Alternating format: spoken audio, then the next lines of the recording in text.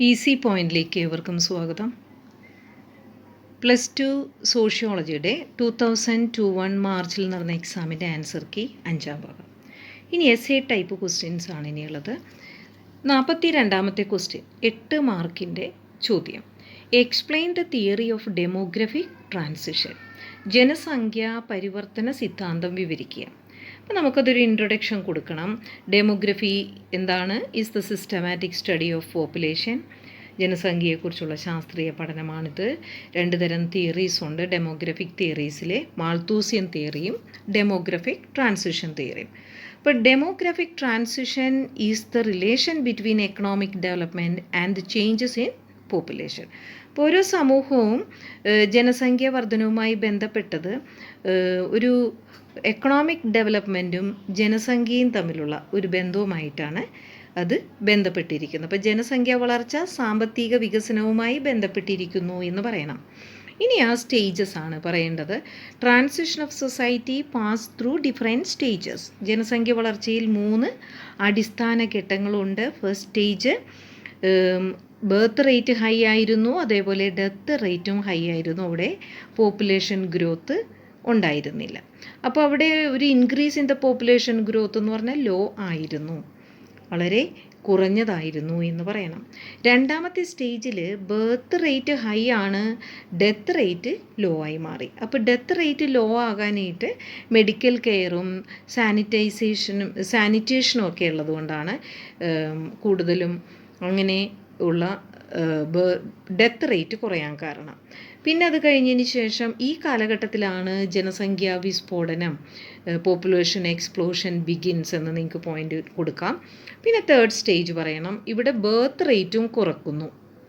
അതായത് family planning, കുടുംബാസൂത്രണ പദ്ധതികളൊക്കെ ആവിഷ്കരിച്ചപ്പോൾ അത് ക്രമേണ അത് കുറഞ്ഞു. അതുമാത്രമല്ല, സ്ത്രീകൾ കൂടുതലും തൊഴിൽ രംഗത്ത് സജീവമായപ്പോഴും അവർ സ്വമേധയാ പ്രസവം എന്നുള്ള ആ പ്രോസസ്സിൽ 2 കുട്ടികൾ മതി എന്നുള്ളത് തീരുമാനിക്കുകയും ജോലിക്ക് പോവുകയും ചെയ്തു.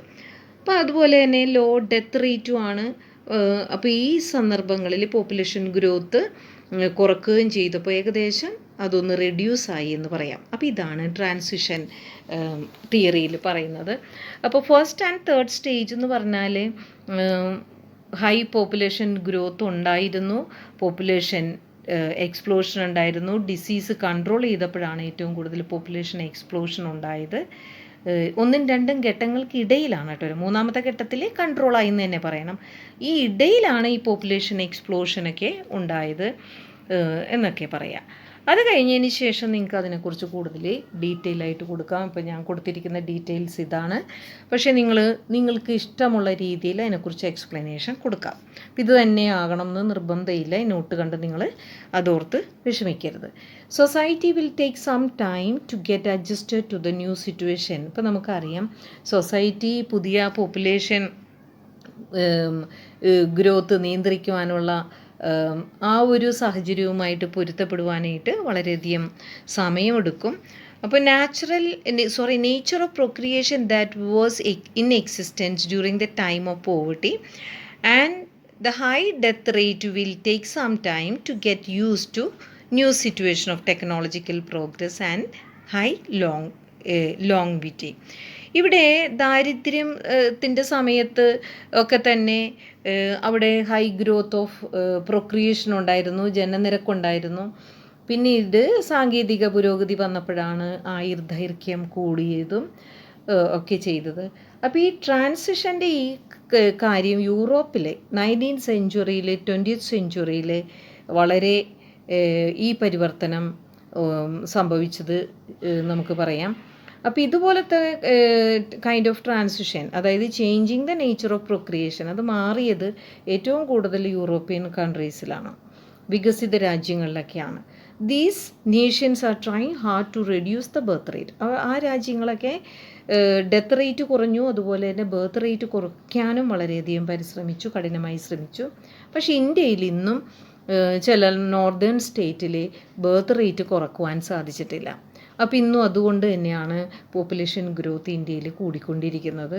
ഡെത്ത് റേറ്റ് റെഡ്യൂസ് ചെയ്യാൻ സാധിച്ചു. പിന്നെ സാംക്രമിക രോഗങ്ങളൊക്കെ വരുമ്പോഴാണ് പലപ്പോഴും, അല്ലെങ്കിൽ നാച്ചുറൽ ഡിസാസ്റ്ററൊക്കെ വരുമ്പോഴാണ് ഡെത്ത് റേറ്റ് ഹൈ ആകുന്നത്. അല്ലാത്ത സമയത്ത് ഡെത്ത് റേറ്റ് വളരെയധികം കുറക്കാൻ സാധിച്ചിട്ടുണ്ട്. അപ്പോൾ ഇതൊക്കെ പറഞ്ഞ് നിങ്ങൾ ഡീറ്റെയിൽ ആയിട്ടൊന്ന് കൊടുക്കുക. 8 മാർക്കിൻ്റെയും അതനുസരിച്ച് നിങ്ങൾ എഴുതുക. ഇനിയിപ്പോൾ ലെങ്ത് കൂട്ടാൻ വേണ്ടി ആദ്യത്തെ തിയറിയും മാൾത്തൂസിയൻ തിയറിയും ഒരു പാരഗ്രാഫിൽ നിങ്ങൾക്ക് വിവരിക്കുന്നത് നന്നായിരിക്കും. ഇനി കൺക്ലൂഷനായിട്ട് നിങ്ങൾക്ക് പോപ്പുലേഷൻ ഗ്രോത്ത് എങ്ങനെ സംഭവിക്കുന്നു, ഫെർട്ടിലിറ്റി ഗ്രോത്ത് ഉണ്ടാകുന്നത്, അതൊക്കെ വെച്ച് നിങ്ങൾക്ക് കൺക്ലൂഡ് ചെയ്ത് ഈ എസ്സേയുടെ ലെങ്ത്ത് കൂട്ടാവുന്നതാണ്. ഇനി അടുത്ത question, explain the classification of Indian tribal communities on the basis of their permanent and accurate rate. ഇത് വളരെ നേരെ കിടക്കുന്ന ക്വസ്റ്റ്യനാണ്. നിങ്ങൾക്ക് വളരെ ഈസി ആയിട്ട് ഇത് അറ്റൻഡ് ചെയ്യാം. The tribes in India are classified into 2 categories. നമുക്കറിയാം 2 വിഭാഗമായിട്ടാണ് തരംതിരിച്ചിരിക്കുന്നത്. On the basis of permanent trait, അതായത് സ്ഥിര സവിശേഷത. അപ്പോൾ സ്ഥിര സവിശേഷതയിൽ തന്നെ പല പോയിൻറ്റ്സ് വരും. On the basis of region, പ്രദേശത്തിൻ്റെ അടിസ്ഥാനത്തിൽ. On the basis of language, ഭാഷയുടെ അടിസ്ഥാനത്തിൽ. അവരുടെ റേഷ്യൽ അല്ലെങ്കിൽ ഫിസിക്കൽ ക്യാരക്ടറിസ്റ്റിക്സിൻ്റെ അടിസ്ഥാനത്തിൽ. ഇനി ഇക്കോളജിക്കൽ ഹാബിറ്റാറ്റ്, അവരുടെ പരിസ്ഥിതി സവിശേഷത, അതിൻ്റെ അടിസ്ഥാനത്തിൽ നമുക്ക് ട്രൈബൽസിനെ പലതായി തരംതിരിക്കാം. അപ്പോൾ അത് തന്നെ നിങ്ങളൊരു ഫസ്റ്റ് ടോപ്പിക്കിൽ കൊടുക്കുക. ആദ്യത്തേത് നമ്മൾ അത് പറയണം, എക്സ്പ്ലെയിൻ ചെയ്യണം. പിന്നെ രണ്ടാമത്തത് on the basis of acquired traits. Acquired എന്ന് പറഞ്ഞാൽ ആർജിച്ചെടുക്കുന്ന സവിശേഷതകളുടെ അടിസ്ഥാനത്തിൽ നമുക്ക് ആദിവാസി വിഭാഗങ്ങളെ തരംതിരിക്കാം. അതെന്താണ്? ലൈവ്ലിഹുഡ്, ഉപജീവന മാർഗം. അവർ ഹണ്ടേഴ്സ് ആണോ, ഫുഡ് ഗ്യാദറേഴ്സ് ആണോ, അല്ലെങ്കിൽ അവർ ഫിഷിംഗ് ആണോ ചെയ്യുന്നത്, അല്ലെങ്കിൽ ചെറിയ കിട ഇങ്ങനെ വട്ടി നെയ്ത്ത്, കൂട നെയ്ത്ത്, അങ്ങനത്തെ ജോലിയാണോ ചെയ്യുന്നത്, അതിൻ്റെ അടിസ്ഥാനത്തിൽ നമുക്ക് തരംതിരിക്കാം. അതുപോലെ തന്നെ ഹിന്ദു സമുദായത്തിൽ ജോയിൻ ചെയ്ത ഒരു വിഭാഗം, അല്ലെങ്കിൽ അവരുടെ തനതായ മതം, ഗോത്രമതം പിന്തുടർന്നവർ, അങ്ങനെയും നമുക്ക് ക്ലാസിഫൈ ചെയ്യാം. അപ്പോൾ ഇത് കഴിഞ്ഞ പ്രാവശ്യം മോഡൽ ക്വസ്റ്റ്യൻ പേപ്പറിലുണ്ടായിരുന്ന ചോദ്യമാണിത്. ഉപജീവന മാർഗത്തിൻ്റെ അടിസ്ഥാനത്തിലും ഒക്കെ എങ്ങനെ ക്ലാസിഫൈ ചെയ്യാം എന്നുള്ളത്. ഇനി പെർമനൻറ്റ് ട്രേറ്റ്സ് നമ്മളൊന്നും കൂടി എക്സ്പ്ലെയിൻ ചെയ്യുകയാണ്. 8 മാർക്കിൻ്റെ ക്വസ്റ്റ്യൻ ആണെങ്കിൽ വളരെ ഡീറ്റെയിൽ ആയിട്ട് നമുക്ക് കൊടുക്കാം. നിങ്ങൾക്കിത് വളരെയധികം പോയിൻറ്റ്സ് നിങ്ങളുടെ ടെക്സ്റ്റിൽ തന്നെ ഉണ്ട്, അതനുസരിച്ച് നിങ്ങൾക്ക് കൊടുക്കാം. റീജിയൻ്റെ അടിസ്ഥാനത്തിലാണെങ്കിൽ നമുക്ക് പറയാം ഏത് റീജിയനിലാണ് മിഡിൽ ഇന്ത്യയിൽ 85% ഓഫ് പോപ്പുലേഷൻ ഗോത്രവർഗ്ഗങ്ങൾ താമസിക്കുന്നു. അതെവിടെയാണെന്ന് നിങ്ങൾക്ക് മെൻഷൻ ചെയ്യാം. ഈ പറയുന്ന ഗുജറാത്ത്, ഒറീസ, ഈസ്റ്റ്, പിന്നെ മധ്യപ്രദേശ്, ജാർഖണ്ഡ്, ഛത്തീസ്ഗഡ്, മഹാരാഷ്ട്ര, ആന്ധ്രാപ്രദേശ് എന്നിങ്ങനെയൊക്കെ കൊടുക്കാം. എന്നിട്ട് അത് എത്ര പെർസെൻറ്റേജ് ആണെന്ന് നിങ്ങൾ പറയാം. ഇനി 11% നോർത്ത് ഈസ്റ്റേൺ സ്റ്റേറ്റിലുള്ളത്, മറ്റ് 3% മറ്റ് സ്റ്റേറ്റിൽ ഉള്ളതെന്ന് പറയാം. പിന്നെ നമുക്ക് പറയാം ആസാം ഒഴികെയുള്ള എല്ലാ വടക്ക് കിഴക്ക് സംസ്ഥാനങ്ങളിലും അവരുടെ ടോട്ടൽ ജനസംഖ്യയിൽ 30% ഗോത്രവർഗമാണ്. അതൊക്കെ പറഞ്ഞ് നിങ്ങൾക്ക് കൊടുക്കാം. ഇനി അതുപോലെ തന്നെ അരുണാചൽ പ്രദേശ്, മേഘാലയ, മിസോറാം, നാഗാലാൻഡ്, ഇവിടെയൊക്കെ 95% വരെ, 60% തുടങ്ങി 95% വരെ ഗോത്രവർഗമാണ്. ഒള്ളി ബാക്കി 5% മാത്രമേ നോൺ ട്രൈബൽസ് ഉള്ളൂ. അപ്പോൾ ചില സ്ഥലങ്ങളിൽ 60% ഗോത്ര വിഭാഗമാണെങ്കിൽ 40% ഗോത്രേതര വിഭാഗം. അതുപോലെ നമുക്ക് ഈ പറയുന്ന ഒറീസ അങ്ങനെയുള്ള സ്ഥലങ്ങളിലൊക്കെ, മധ്യപ്രദേശ് ഒഴികെയുള്ള സംസ്ഥാനങ്ങളിൽ ഓൺലി 12%. അപ്പോൾ ഇതനുസരിച്ച് നമുക്ക് തരംതിരിക്കാമെന്ന് പറയാം. ഇനി on the basis of language, ഇപ്പോൾ ഭാഷയുടെ അടിസ്ഥാനത്തിൽ നമുക്ക് ഇവരെ ഇൻഡോ ആര്യൻസ് എന്നും ദ്രാവിഡിയൻസ് എന്നും അതുപോലെ തന്നെ ഓസ്ട്രിക് എന്നും ടിബറ്റോ ബർമൻ എന്നും തരംതിരിക്കാം. അത് വളരെ വ്യക്തമായിട്ട് നമ്മൾ അതിൻ്റെ ഏതൊക്കെ ഗോത്രവിഭാഗമാണെന്ന് നിങ്ങൾക്ക് പഠിച്ചിട്ട് കൊടുക്കണമെങ്കിൽ കൊടുക്കാം, ഇല്ലയെന്നുണ്ടെങ്കിൽ പ്രോബ്ലം ഇല്ല, അതേപോലെ അങ്ങോട്ട് കൊടുക്കാം. ഇനി on the basis of race the tribals were divided into 5. അപ്പം ഭാഷയുടെ അടിസ്ഥാനത്തിൽ നമ്മൾ ഇന്ന ഭാഷ സംസാരിക്കുന്നവർ എന്നുള്ള രീതിയിൽ ഗോത്രങ്ങളെ തരംതിരിക്കാമെന്ന് പറഞ്ഞു. ഇനി അതുപോലെ തന്നെ റേസിൻ്റെ അടിസ്ഥാനത്തിൽ നമുക്ക് ഇവരെ 5 തരംതിരിക്കാം. Aryans, Australoids, Dravidian, Negroids and Mongoloids. അപ്പോൾ ഇതിൻ്റെ അനുസരിച്ചിട്ട് നമുക്ക് തരംതിരിക്കും. ഇനി അക്വയർഡ് ട്രേഡ്സ് നമ്മൾ പറയുന്നു. അപ്പോൾ ആദ്യത്തെ നമ്മുടെ ട്രേഡ്സ്, പെർമനൻറ്റ് ട്രേഡ്സ് നമ്മൾ പറഞ്ഞു. ഇനി അക്വയർഡ് ട്രേഡ്സിലെ ഉപജീവന മാർഗം എന്ന് പറഞ്ഞാൽ എന്തൊക്കെയാണ്? On the basis of occupation, tribals are classified into hunters, fishermen, food gatherers, honey cultors, അതുപോലെ cultivators, plantation workers, industrial workers. ഇനി കൺവേർഷൻ ടു ഹിന്ദുയിസത്തിലേക്ക് നമുക്ക് പറയേണ്ടത് some tribes were inclined towards Hinduism, ഹിന്ദുമതം സ്വീകരിച്ചവർ. Some tribes are not ready to incline towards Hinduism and the opposite, ഹിന്ദുമതത്തെ എതിർക്കുന്നവർ. These are the different classification of the tribes. അപ്പോൾ ഇത് വളരെ straight ഉള്ളൊരു ക്വസ്റ്റ്യൻ ആയിരുന്നു. നിങ്ങൾക്കിത് അറ്റൻഡ് ചെയ്താൽ 8 മാർക്കും നിങ്ങൾക്ക് വാങ്ങിച്ചെടുക്കാം.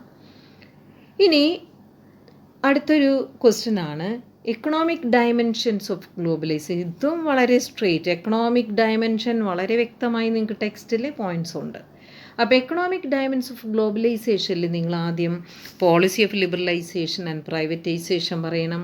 എന്നിട്ട് പറയണം 1990s ഈ പോളിസീസ് ഉണ്ടായത്. എന്നിട്ട് നിങ്ങൾ ലിബറലൈസേഷൻ വന്നപ്പോൾ എന്താ സംഭവിച്ചത്? When the nation become liberalised, economic effects can be intense for the country as well as for the investors. അപ്പോൾ ഉദാരവൽക്കരണ നയം ഒക്കെ പറയാം. എക്കണോമിക് ലിബറലൈസേഷൻ എന്നാൽ എന്ത് എന്ന് പറയാം. അത് സംഭവിച്ചപ്പോഴെന്താ സംഭവിച്ചത്? എക്കണോമിക് റിഫോംസ് അഗ്രികൾച്ചറൽ, ഇൻഡസ്ട്രിയിൽ, ട്രേഡിൽ, ഫോറിൻ ഇൻവെസ്റ്റ്മെൻറ്റിലൊക്കെ സംഭവിച്ചു എന്ന് പറയാം.